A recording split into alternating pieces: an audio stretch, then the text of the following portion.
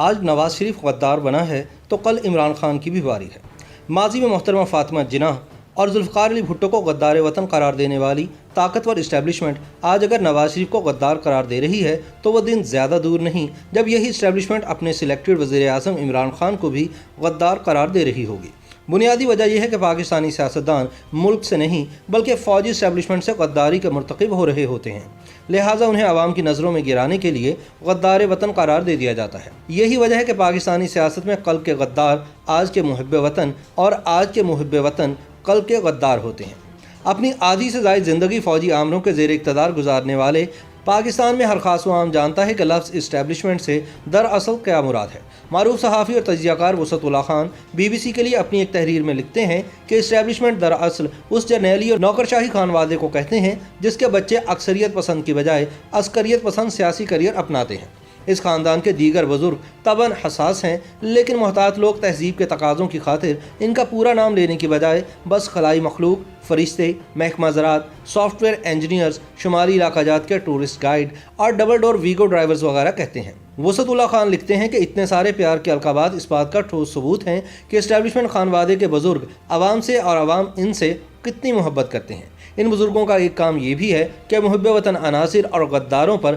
کڑی نظر رکھیں، مبادہ کہیں عدل بدل نہ ہو جائے۔ محاورہ ہے کہ گھوڑا گھاس سے یاری لگائے گا تو پھر کھائے گا کیا، لہٰذا اسٹیبلشمنٹ کے بھی نہ تو مستقل حریف ہوتے ہیں اور نہ ہی مستقل حلیف ہوتے ہیں۔ اسٹیبلشمنٹ کی دوستی یا دشمنی کا معیار بس یہ ہے کہ جب آپ کو ایک طے شدہ نظریہ پاکستان دے دیا گیا ہے تو پھر اپنا علیحدہ نظریہ پاکستان گھڑنے کی کیا ضرورت ہے۔ دیگر ریاستوں کے برعکس پاکستان میں غداری کو ایک ایسا غیر مستقل ذاتی عیب تصور کیا جاتا ہے جس کا دیگر امور مملکت سے کوئی لینا دینا نہیں، بالکل ایسے جیسے سفید لباس پر اگر گندگی کے چھینٹے پڑ جائیں تو آپ اسے پھینکتے تھوڑی ہیں بلکہ دھو دھلا کر پھر سے پہن سکتے ہیں۔ اس بابت اسٹیبلشمنٹ کی فراخ دلی کی اس سے زیادہ روشن مثالیں کیا ہوں گی کہ حسین شہید سہروردی نے مشرقی بنگال کو متحدہ پاکستان کا حصہ بنانے میں اہم کردار ادا کیا، پھر وہ پاکستان کے وزیر اعظم بنے اور پھر غدار قرار پائے اور مرے تو ایک عظیم پاکستانی کے کفن میں دفنائے گئے۔ بانی پاکستان کی ہمشیرہ محترمہ فاطمہ جناح ایوب خان کی صدارتی حریف بننے کے سبب انڈین ایجنٹ قرار پائے،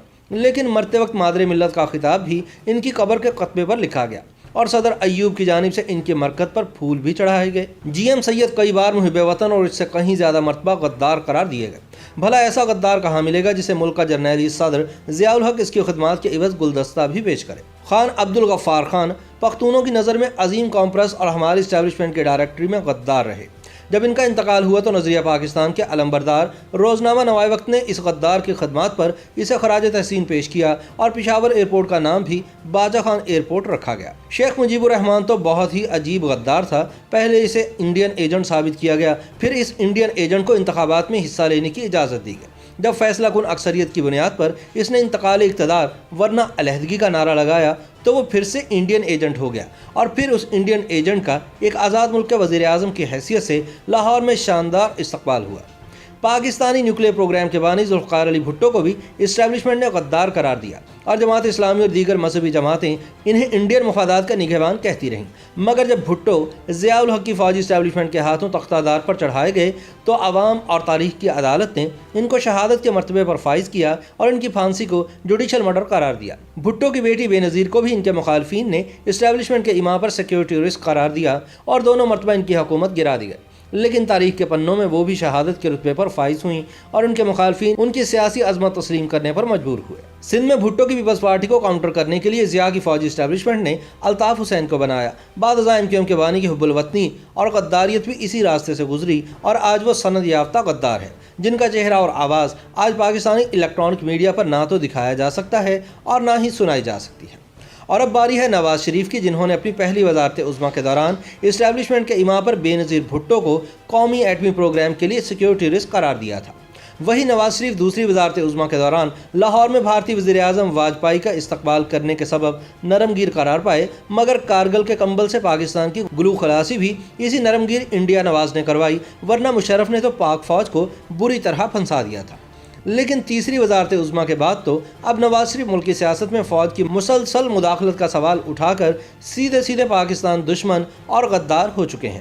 20 सितंबर की आल पार्टीज कॉन्फ्रेंस में नवाज शरीफ की पाकिस्तानी फौजी इस्टेब्लिशमेंट के खिलाफ धुआंधार तकरीर के बाद से वज़ीर आज़म इमरान खान और इनकी पूरी हुकूमती मशीनरी नवाज शरीफ को भारतीय एजेंट और गद्दार वतन साबित करने के लिए जोर लगा रही है। सब जानते हैं कि पाकिस्तान में किसी सियासतदान की साख पर हमला करना हो तो सबसे आसान नुस्खा ये है कि उसको भारत का एजेंट करार दे दिया जाए। ताहम दूसरी तरफ पाकिस्तानी आवाम भी इस नुस्खे से पूरी तरह वाकिफ हो चुके हैं और अच्छी तरह जानते हैं कि दूसरों को गद्दार वतन वही करार देते हैं जो दरअसल खुद गद्दार होते हैं। पाकिस्तानी आवाम को याद होगा कि जनरल मुशर्रफ अपने 8 साल दौरे इक़्तिदार में दोनों साबिक़ वज़ीर आज़म नवाज शरीफ और बेनज़ीर भुट्टो को गद्दार करार देते रहे, लेकिन फिर तारीख का पहिया घूमा और वही जनरल मुशर्रफ पाकिस्तान की सबसे बड़ी अदालत के हाथों आइन शिकनी के इल्ज़ाम में गद्दार वतन करार पाए। पाकिस्तान की 73 साल सियासी तारीख में सिविलियन वज़ीर आज़म को गद्दार वतन करार देने के ट्रेंड के पेश नज़र ख़दशा यही है कि आज के अजीम मुहिब वतन सिलेक्टेड वज़ीर आज़म इमरान खान भी मुस्तक़बिल करीब में इस्टेब्लिशमेंट के हाथों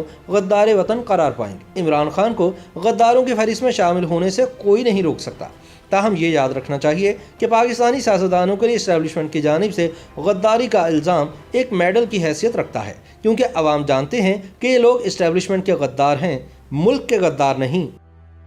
YouTube पर गूगली न्यूज देखने के लिए youtube.com की सर्च बार में गूगली न्यूज टीवी टाइप करें। गूगली न्यूज के पेज पर सुर्ख रंग के सब्सक्रिप्शन वाले बटन पर क्लिक करना ना भूलिए। YouTube पेज पर अपलोड होने वाली वीडियोस से बाखबर रहने के लिए बेल आइकन पर क्लिक कीजिए। आपको हर नई वीडियो के बारे में नोटिफिकेशन मौसूल हो जाएगा।